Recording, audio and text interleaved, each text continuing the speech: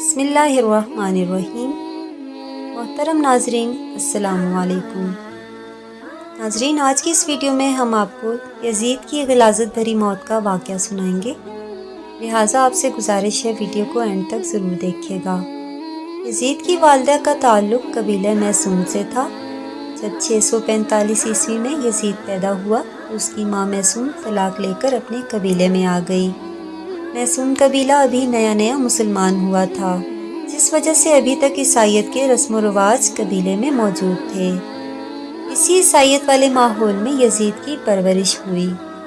تبھی تو مسیحیت کی تعلیمات یزید میں رچ بس گئیں۔ بندروں کو پال کر ان سے کھیلنا، شراب خوری اور شطرنج اس کی مصروفیات کا اجاگر پہلو تھے۔ انتہائی مخالفت کے باوجود یزید 60 ہجری میں تخت نشین ہوا۔ حکومت ملتے ہی یزید نے مدینے میں موجود گورنر عتبہ کو خط لکھا کہ ہر صورت عبید اللہ بن زبیر، عبد الرحمن بن ابی بکر، عبداللہ بن عمر اور نواسۂ رسول اللہ صلی اللہ علیہ وآلہ وسلم سے میری بیعت لو، لیکن ان سب نے بیعت سے انکار کر دیا۔ یزید نے مدینے کے گورنر کو دوسرا خط لکھا تو گورنر مدینہ حضرت امام حسین رضی اللہ تعالیٰ عنہ کے پاس حاضر ہوا اور بتایا کہ یزید نے مجھے آپ سے زبردستی بیعت لینے کو کہا ہے۔ جب حضرت حسین رضی اللہ تعالیٰ عنہ نے دیکھا کہ مدینے میں قتل و غارت اور فساد برپا ہو سکتا ہے تو آپ نے ہجرت شروع کر دی۔ اپنے خاندان اور کچھ اصحاب کے ساتھ آپ پہلے مکہ گئے اور پھر کوفہ کی طرف روانہ ہو گئے، لیکن 18,000 کوفیوں نے حضرت امام حسین رضی اللہ تعالیٰ عنہ کی بیعت توڑ دی اور پھر واقعہ کربلا پیش آیا۔ کربلا کا دل خراش واقعہ ہی یزید کا سب سے بڑا اور گھناؤنا کام تصور کیا جاتا ہے۔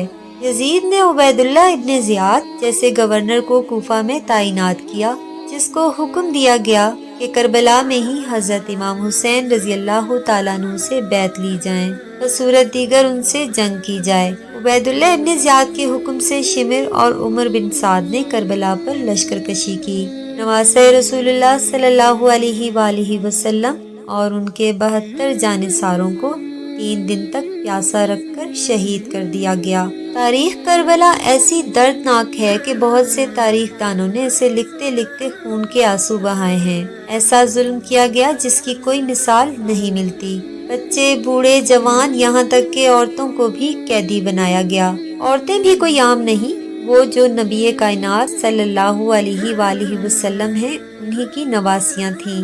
پھر یزید کے دربار میں حضرت امام حسین رضی اللہ تعالیٰ عنہ کا سر پیش کیا گیا تو اس نے آپ کے سر مبارک کی بھی توہین کی اور کچھ ایسے اشعار پڑھے کہ بعض تاریخ دان یزید کو فاسق فاجر ہونے کے ساتھ ساتھ کافر بھی قرار دیتے ہیں۔ آخر کیا وجہ تھی کہ یزید نے عبید اللہ ابن زیاد، شمر اور عمر بن سعد کو اہل بیت کو شہید کرنے کی سزا کیوں نہ دی گئی؟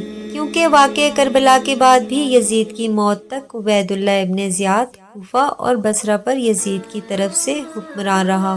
ایسے واقعات کے باوجود بھی ابن زیاد جیسا شخص اپنی مسند پر پورا جمان رکھنے کی وجہ یزید کے پاس آخر کیا تھی؟ اب 63 ہجری میں مدینے کے لوگ یزید کی بیعت توڑ دیتے ہیں تو یزید کی فوج مدینے پر حملہ کرتی ہے، جس سے واقع ہرا پیش آتا ہے، جس میں 80 صحابہ اکرام، مہاجرین اور انصار میں سے 700 تابعین اور اس کے علاوہ 10,000 مسلمانوں کو بے دردی سے مدینے میں شہید کیا گیا۔ صحیح مسلم کی احادیث مبارکہ ہیں جن کا لباب یہ ہے کہ آپ صلی اللہ علیہ وآلہ وسلم نے فرمایا، جس نے اہل مدینہ کو ڈرایا، اہل مدینہ کو دھمکایا یا مدینے والوں پر ظلم کیا، اس پر اللہ کی لعنت، اللہ کے فرشتوں کی لعنت اور تمام لعنت کرنے والوں کی لعنت۔ لیکن یہ یہاں پر ہی نہ رکا اور مدینے کے بعد مکہ پر بھی حملہ کیا گیا اور خانہ کعبہ کی عمارت پر بھی سنگ باری کی گئی۔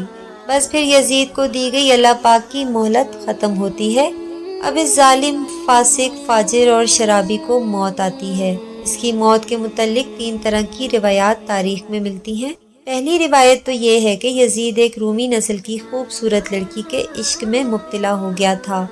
یزید نے اس لڑکی کو حاصل کرنے کی ہر ممکن کوشش کی، یہاں تک کہ اس کے سارے خاندان کو بھی مروا دیا، لیکن پھر بھی وہ لڑکی یزید کے ہاتھ نہ آ سکی۔ वो लड़की जब भी यजीद के दरबार में आती तो कसम उठाती कि मैं मर तो सकती हूँ लेकिन तुम्हारी नहीं हो सकती।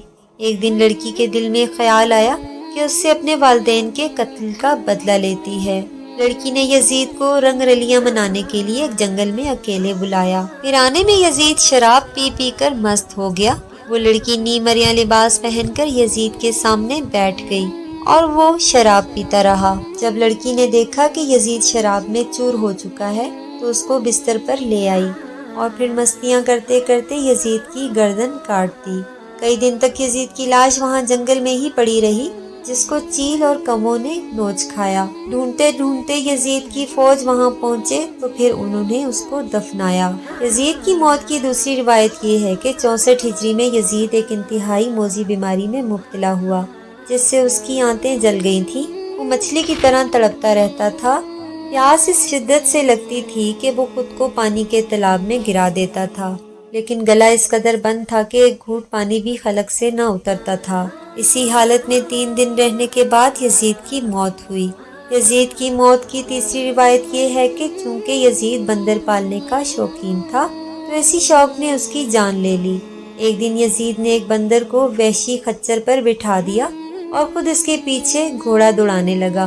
जंगल में पहुंचकर घोड़े ने नवासे रसूलुल्लाह सल्लल्लाहु अलैहि वसल्लम के कातिल को अपनी पीठ से गिरा दिया और यजीद का पांव घोड़े की रकाब में फंस गया और वो घोड़ा दौड़ता रहा और यजीद जमीन पर गिरते ही उसका सर एक पत्थर पे जा टकराया, यहाँ तक कि उसका पूरा जिस्म पामाल होने लगा। यजीद की फौज ने जब यजीद की लाश को देखा तो वो कहने लगे, हुसैन इब्ने अली के खून की सजा यही है।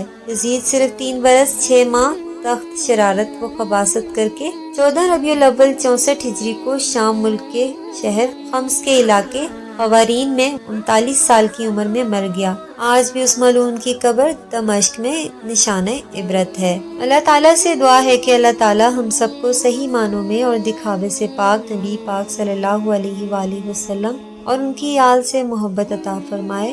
हम भी नबी आखिर ज़मान सल्लल्लाहु अलैहि वसल्लम और अहले बैत पर अपनी जान, माल और इज्जत कुर्बान करने वालों में शामिल हो जाएं। ए अल्लाह पाक हमारी दुआएं कबूल फरमा ले। आमीन सुम्मा आमीन। नाज़रीन, अपनी राय का इजहार कमेंट सेक्शन में ज़रूर कीजिएगा।